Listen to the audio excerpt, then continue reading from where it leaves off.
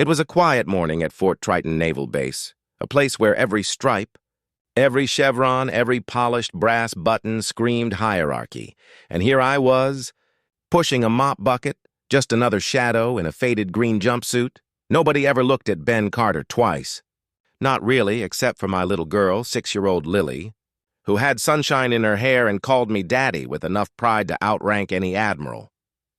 Most officers just saw the dirt under their own feet and the man paid to wipe it away, a ghost in the gleaming corridors of power. And frankly, that's exactly how I wanted it. I'd spent too long being seen, but sometimes silence just isn't allowed, especially when you cross paths with a peacock like Commodore Alistair Vance. Vance was one of those guys who wore his medals like a suit of armor, always surrounded by a trailing cloud of yes-men, his laugh too loud, his posture too rigid, the kind of man who measures his own worth by how many people he can look down on, the cafeteria. Right, that's where the trouble always boiled over. It's a loud, crowded space, full of energy and ego, and Lily and I always chose a corner table, our little sanctuary. We were having our standard Thursday lunch, turkey sandwiches cut into triangles, per Lily's very specific geometry protocol, when Vance's booming voice sliced through the room. "Well, look at this, gentlemen," he sneered, stopping just beside our table, his shadow falling over Lily's lunchbox. "The hardest working man on base. Still saving the Navy, one spill at a time, Carter?" His entourage snickered, that hollow, obligated sound of junior officers trying to impress their boss. Lily froze, her small hands balling into fists, her cheeks flushing. I placed a hand on her back, a silent shield, and looked up. My voice was low, absolutely flat. "My daughter's eating, Commodore. Let's keep it civil, please." Vance just waved a dismissive hand, laughing it off like I was a puppy yapping at his heels. "Oh, relax, Janitor. Just having a bit of fun. Tell me, old boy." He leaned in, his voice carrying just enough for half the room to hear.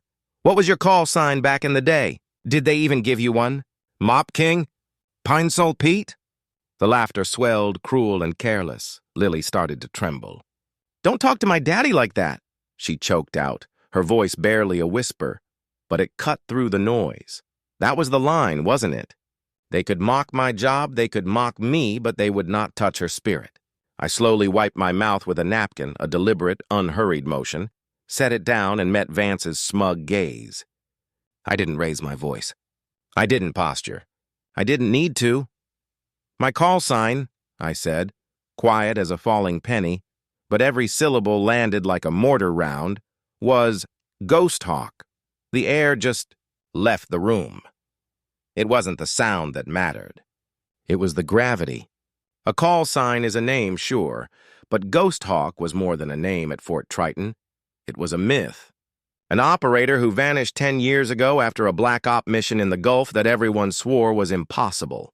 The man who went in alone when the command said no, and brought back 3 of his brothers when all hope was lost, only to walk away the next day. Right out of the history books, Vance's face went from smug amusement to stark, dumbfounded disbelief in 2 seconds flat. He blinked, swallowed hard, then forced a brittle sneer. "Ghost Hawk, get serious. Next you'll say you founded Delta Force in your garage, Carter. You're cleaning floors." I didn't reply. I just slowly cut Lily's remaining sandwich into smaller, more manageable squares. But then, across the room, a young, muscle-bound SEAL candidate, the one who'd scoffed at my boots a week ago, instinctively stood up, spine ramrod straight, boots together. "Sir," he said, the respect unpracticed but absolute, "he's telling the truth. I read the classified after-action reports during advanced training. Ghost Hawk was real, and just like that, the room fractured. Disbelief melted into awe, awe into silence, and Marshall's power, that carefully constructed illusion, simply crumbled. I caught the eye of Admiral Clara Reynolds, who was watching from the serving line. She was tough, fair, and utterly pragmatic, the kind of officer who didn't deal in myths. Her eyes were wide, calculating, connecting the dots between the quiet discipline she'd always noticed in me, the jagged scar on my forearm that peeked out from under my cuff, and the legend she thought was just a bedtime story for recruits. Vance, desperate, sputtered, Why? Why would a man like that mop floors? Did you get a dishonorable, Carter? Spit it out! I looked at him again, my gaze steady but tired. The kind of stare men learn in places where silence is the only thing keeping them alive. I didn't get a dishonorable discharge, Commodore. I got something much harder to live with. My voice softened, but the words were a punch. My wife, Lily's mother, passed away unexpectedly while I was deployed. I missed the last 6 months of her life and the first 6 months of my daughter's grief. I paused, letting the truth breathe. When command offered me the next assignment, I had to look at myself and decide, does my country need another weapon, or does my daughter need a father? Lily's small hand found mine, clinging tight. I chose the second option, Commodore. I stepped down, found the job with the flexible hours, and chose peace. Glory doesn't tuck her in at night, Vance. Honor is packing her a crust-free sandwich. I didn't give up being a warrior, I finished, a faint smile touching my lips. I just changed who I served. The silence that followed wasn't an absence of sound. It was the sound of 1,000 men and women simultaneously reevaluating everything they thought they knew about worth and sacrifice. Vance looked ill, beaten not by rank but by a truth so simple it was blinding. He mumbled something about needing to check his schedule and retreated, his entourage scrambling to follow, avoiding eye contact with everyone. Admiral Reynolds was the one who finally broke the tension. She walked slowly toward our table, stopping not as an officer, but as a person. "Mr. Carter," she said, her voice husky. "Thank you for that reminder." She looked at Lily.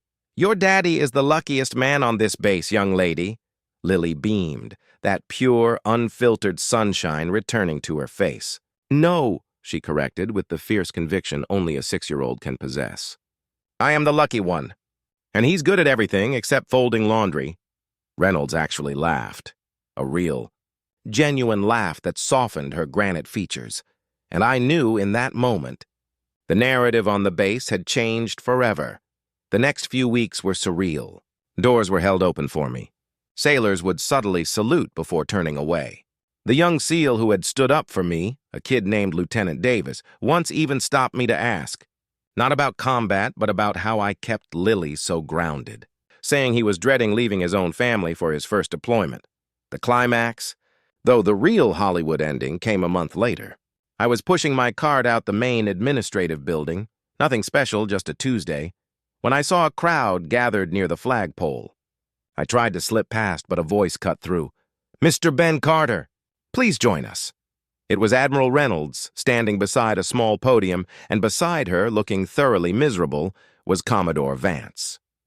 This wasn't an awards ceremony. It was a public reckoning. Reynolds stepped to the mic. "I asked you all here today to witness something important," she began, her voice carrying across the courtyard.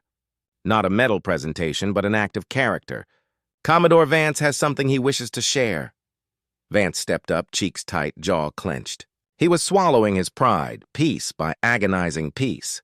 "Mr. Carter," he said, his voice quiet, stripped of his usual bombast.